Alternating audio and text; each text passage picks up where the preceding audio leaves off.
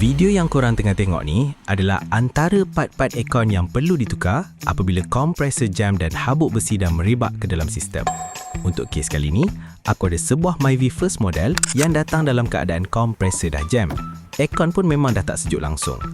Dan macam korang tahu, bila kompresor dah jam sampai habuk besi merebak satu sistem, memang susah nak selamatkan komponen yang ada. Dalam kebanyakan kes, memang tak ada option lain selain buka semua komponen yang terlibat dan ganti semula. Cuma ada beberapa part yang masih boleh digunakan balik, contohnya sesetengah hos yang masih berada dalam keadaan baik selepas aku checking.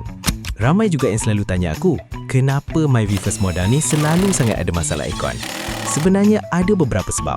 Antaranya terlalu lama tak servis dan tak tukar minyak kompresor.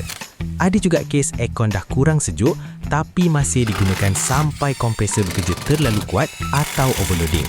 Selain tu, penggunaan minyak kompresor dan gas yang tak mengikut specification pun boleh jadi punca. Setup yang tak betul akan bagi tekanan sistem lari daripada yang sepatutnya.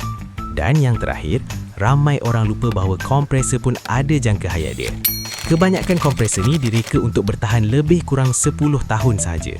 Jadi kalau kereta korang dah guna lebih daripada 10 tahun dan kompresor masih lagi function dengan baik, yang tu sebenarnya dah dikira bonus dah. Untuk kes Myvi ni, antara part yang aku